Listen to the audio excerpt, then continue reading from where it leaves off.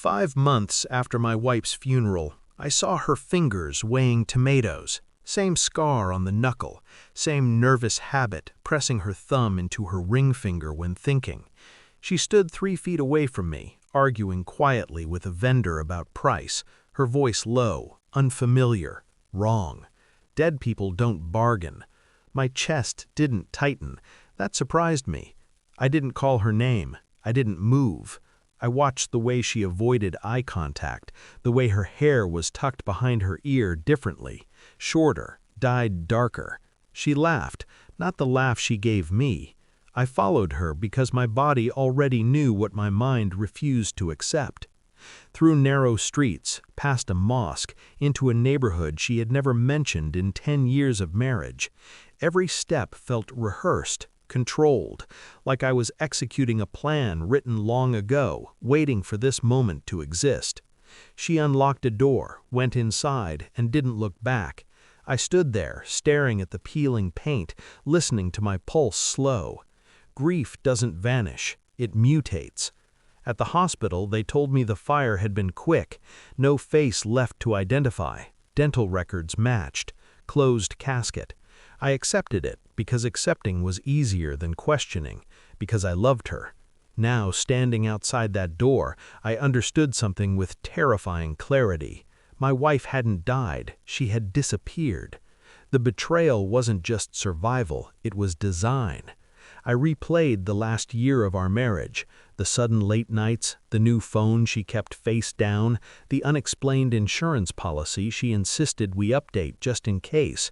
I remembered her crying before bed, face turned away from me, whispering apologies I thought were dreams. I didn't knock. I walked away. Shock is loud for fools. I am not one. That night I sat in our empty apartment, the one that still smelled like her, and began reconstructing a life that had been carefully dismantled without my consent. She hadn't just left me, she had erased me. I became methodical. I pulled phone records from accounts still linked to my name. Old burner numbers appeared, short calls, always routed through the same area, the neighborhood where she lived now. I requested copies of the fire investigation report, accelerant traces, too clean, too staged.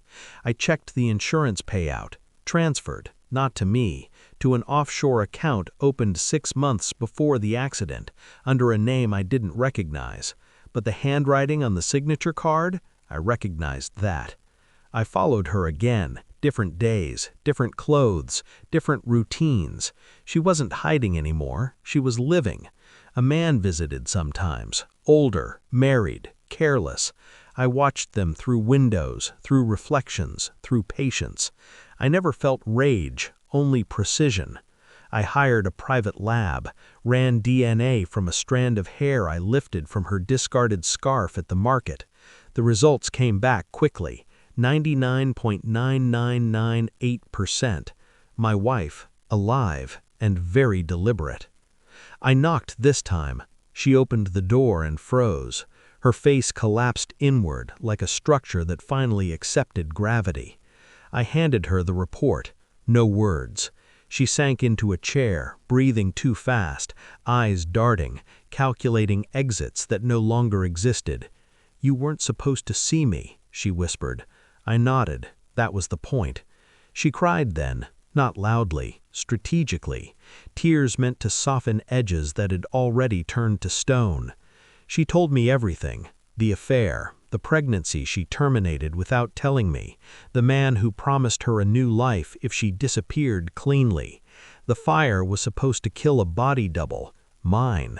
She survived only because I refused to die on schedule. I smiled. That confused her more than anger would have. "I know," I said. "I've already spoken to him." Her breath stopped.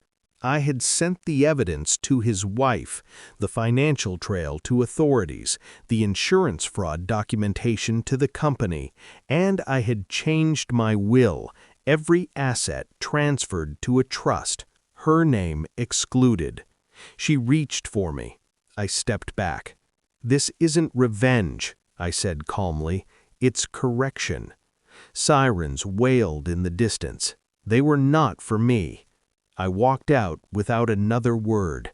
The woman I buried had never existed. The woman I followed home was simply evidence. Grief is what you feel when something is taken from you.